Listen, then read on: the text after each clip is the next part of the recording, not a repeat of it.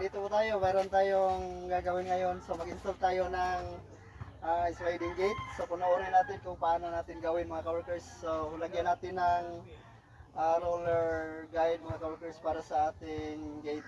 So mayroon din tayong stainless na sliding wheel para sa ating sliding gate po mga ka-workers.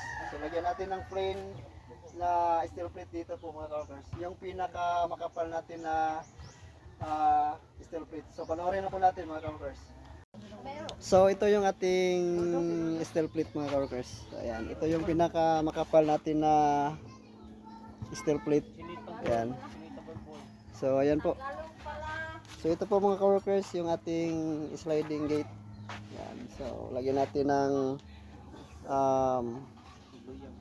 steel plate dyan. Tapos dito lagyan natin ng mga design na vertical na square bar.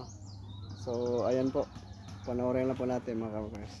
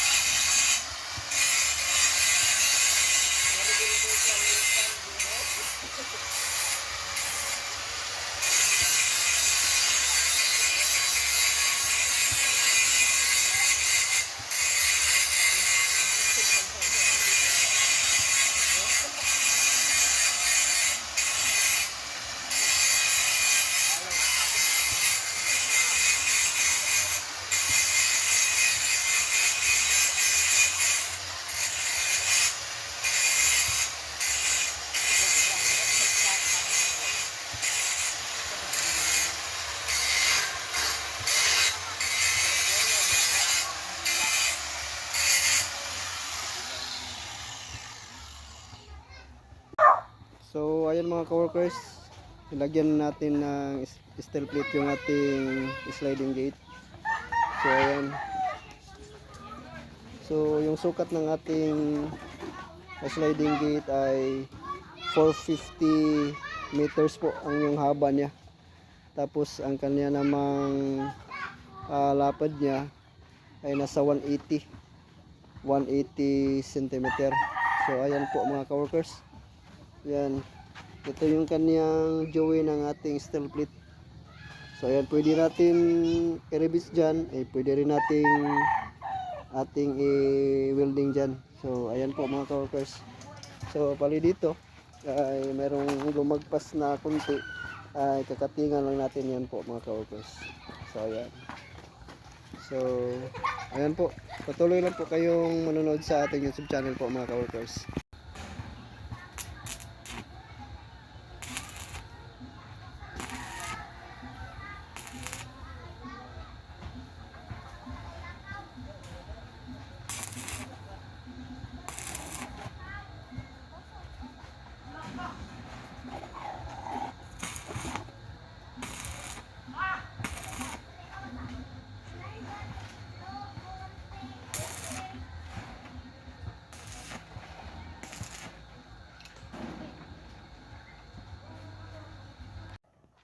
So ito yung ating sliding wheel mga ka-workers para sa ating sliding gate. So ayan, big groove yung ating design mga ka-workers kasi yung ating release na ilagay ay angle bar. So ayan, stainless po ating ginagamit po mga ka-workers. So ayan, kitang-kita nyo naman po mga ka-workers, 304 yung stainless natin. So yan, makapal yung kanyang stainless po mga ka-workers, heavy duty po to. So ayan, so panoorin lang po kung paano natin paglagay ng ating wheel. Tanggalin muna natin yung itong mga bolt na ito, yung nut, bago natin i-welding sa ating gate. Pero J pipe yung ating ginagamit. Mabuti sana yung tubular, square tube. Yan po. Kasi pwede na dito i-bolt natin. So, ayan po. Pero mas maganda rin po yung ating i-welding para matibay po. So, ayan. So, mayroon din tayong rubber na top guide sa ating sliding gate. So, yan ang sukat po nito mga ka-workers ay 40 mm by 60 mm. So, ayan, mayroong bracket siya. At yan, makapal din po yung kanyang steel. So, ayan po mga ka-workers. Diyan natin lagay sa ating poste. Yan, ito yung guide sa ating sliding gate. So, bali, lagyan natin sa pinaka-top po mga ka-workers. So, ayan po. So, ayan mga ka-workers. Inilagay natin yung ating release, yung angle bar.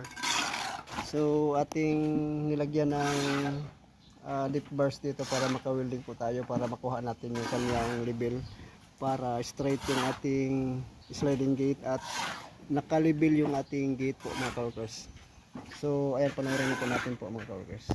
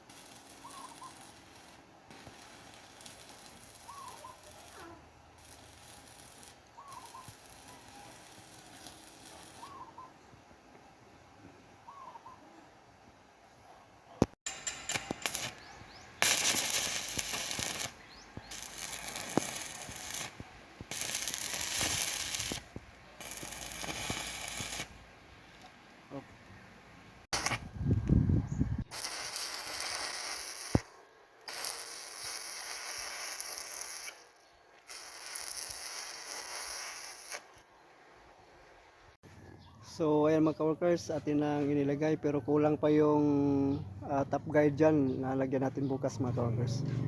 So ayan.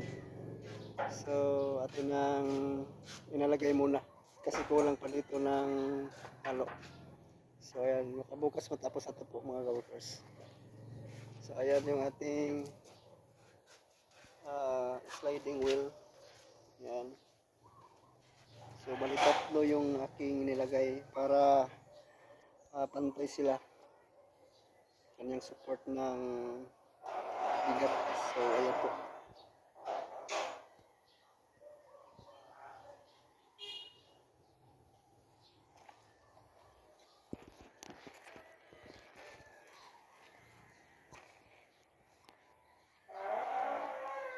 So ayan. So ang kagandahan nito mga ka-workers, kaya pwede itong palitan natin itong kanyang gulong. Yan. Mayroong mabibili po nito, itong gulong. Yan, naka-nut lang siya. Yan, kapag palitan natin yung kanyang gulong ay tanggalin lang nitong ating nut. So ayan. Yun ang nakapaganda nito mga ka-workers, kasi pwede itong palitan pag masira. Yan, kasi mayroon itong bearing sa kanyang loob po mga ka-workers. So ayan, pati yung ating top guide natin ay nakabit rin natin yung ating top guide. So ayan, kabit natin. So dun sa dulo mayroon tayong ikabit doon, pero tanggalin muna natin yung ating forma. Yan, para malagyan rin natin ng top guide. So ayan po mga workers. So pintura na lang po ang kulang. So pinturahan natin ng epoxy primer. Yan, black yung ating pintura. So ayan. Ang smooth po hatakin yung ating sliding gate. Yan. Smooth po mga workers.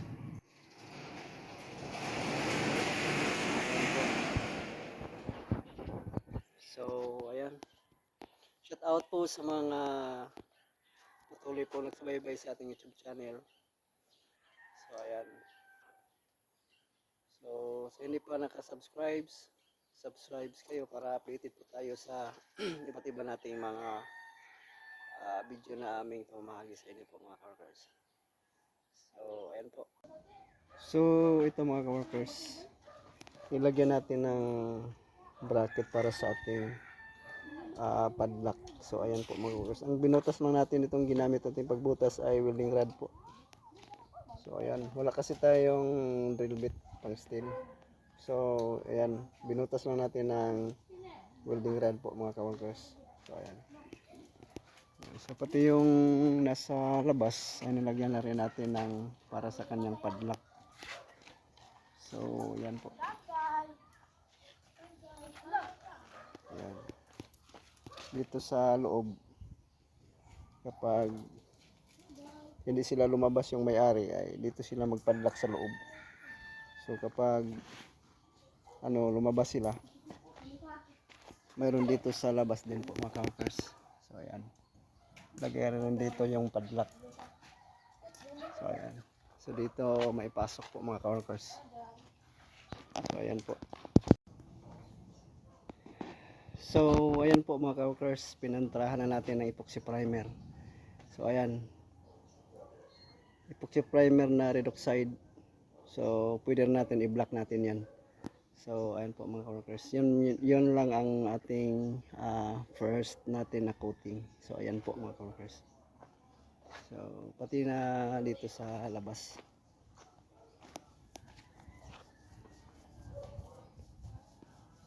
So ayan po, malapit na kaming matapos po mga ka-workers. Salamat po sa inyong panonood mga ka-workers. So sana mayroon kayong makukuhang idea sa aming mga pamahagi namin ngayon. So thank you for watching and God bless you all.